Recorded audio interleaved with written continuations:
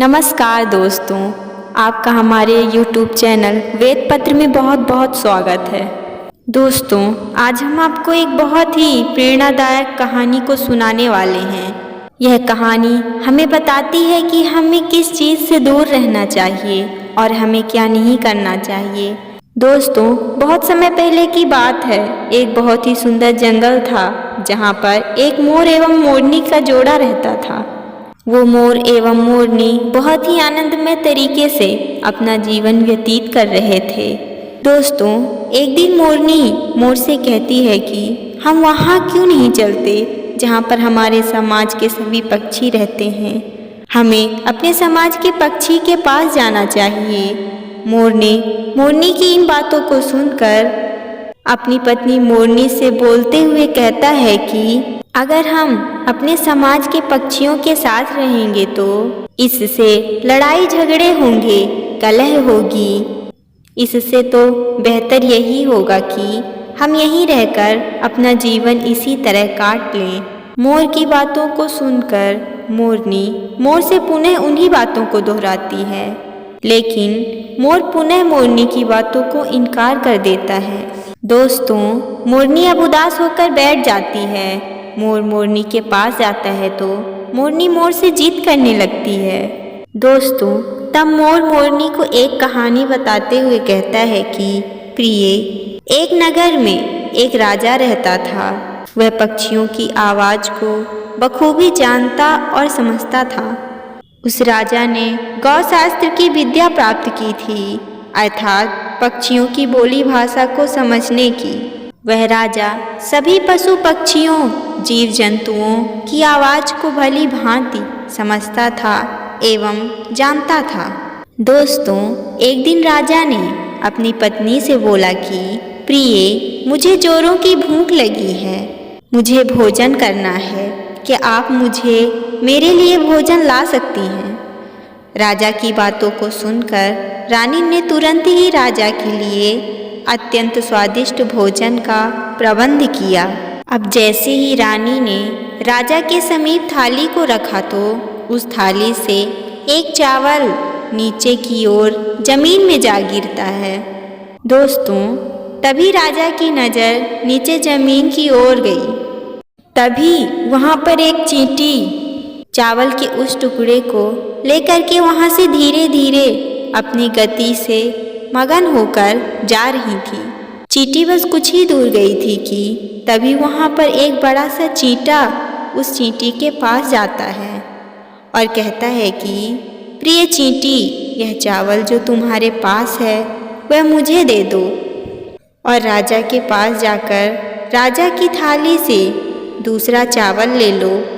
दोस्तों, राजा ये सब घटना को देख रहा होता है एवं सुन भी रहा होता है। वह राजा उनकी बातों को भी समझ गया था। राजा यह समझ गया था कि वह चींटी चींटे से क्या बात कर रही है। राजा सब बातों को बखूबी समझ रहा था। चींटी चींटा की बातों को सुनकर मना कर देती है। चींटी कहती है कि अगर राजा को इस बात की जानकारी हो गई तो राजा मुझे मृत्यु के घाट उतार देंगे। लेकिन चींटी की बातों को माने बिना चींटा फिर चींटी से कहता है कि राजा को कुछ भी पता नहीं चलेगा, ना ही राजा हमारी बातों को समझता है। राजा को तो तनिक भी संदेह ही नहीं होगा।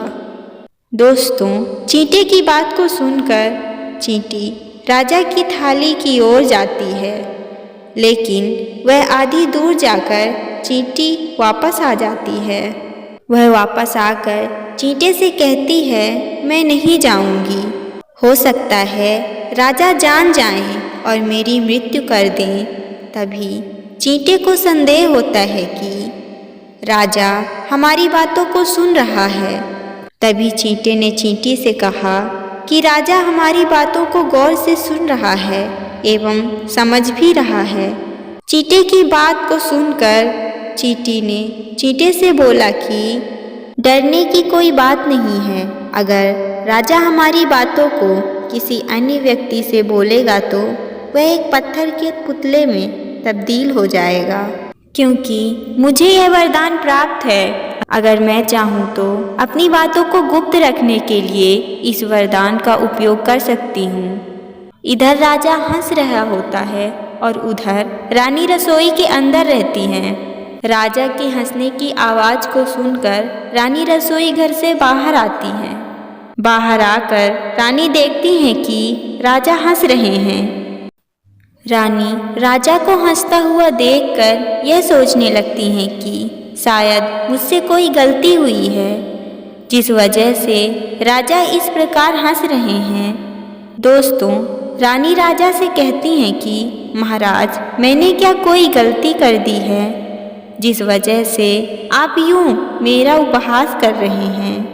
राजा कहता है, नहीं प्रिय, नहीं, मैं इस वजह से नहीं हंस रहा हूँ, मुझे तो बस अचानक ही हंसी आ गई। दोस्तों, रानी हट करने लगती हैं कि महाराज, हमें बताइए आखिर क्या बात है जिसके कारण आप हंस रहे थे।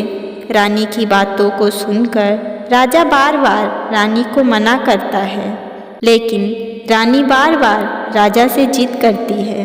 राजा को यह बात मालूम थी कि चींटी की बात को अगर मैं किसी से कहूँगा तो मैं पत्थर का बन जाऊँगा, जिसके कारण राजा रानी को यह बात नहीं बताना चाहता था। लेकिन रानी नहीं मानती हैं। रानी राजा से बोलती हैं कि नहीं स्वामी, आप मुझे बताइए, अगर आप मुझसे प्रेम करते होंगे तो मुझे ज़रूर बताएंगे। रानी की बातों को सुनकर राजा धर्म संकट में फंस जाता है। राजा को यह समझ नहीं आता कि अब क्या किया जाए। अगर राजा इस बात को रानी से कहता है तो वह पत्थर का बन जाएगा, और अगर नहीं कहता तो रानी का हृदय टूट जाएगा। दोस्तों, रानी अपनी जिद पर अटी रहती हैं। वो कहते हैं ना कि तिरियाहट और बालहट बहुत ही भयानक होते हैं। दोनों के हटों से व्यक्ति को हमेशा बच के रहना चाहिए। दोस्तों, रानी तिरियाहट करती हैं। रानी की हट की वजह से राजा को झुकना पड़ता है, और राजा कहता है कि ठीक है, अगर मैं आपको इस बात को बता दूंगा तो मैं पत्थर में तब्दील हो जाऊंगा, अर्थात पत्थर का एक पुतला बन जाऊंगा। प्रिय, अंत में आपको पछतावे के अलावा कुछ हासिल नहीं होगा। रानी राजा से कहती हैं कि अभी तो आप बोल रहे थे कि कोई बात नहीं है, लेकिन अब आप ऐसी बातें कर रहे हैं, अवश्य ही कुछ जरूरी बात है। अब रानी और अत्यधिक जिद करने लगती हैं। राजा रानी को समझाते समझाते थक चुका था। अब राजा रानी से कहता है कि ठीक है, अगर आप नहीं मान रही हैं तो मैं आपको बताऊंगा, लेकिन यहाँ पर नहीं। चलिए हम किसी जंगल में चलते हैं, मैं आपको इस बात को वहीं बताऊंगा। राजा और रानी अपने रथ में जंगल की ओर चल देते हैं। वहाँ पहुंचकर राजा रानी को उस बात को बताना शुरू करता है। धीरे धीरे बात बढ़ती जाती है और राजा भी धीरे धीरे पत्थर का होता जाता है।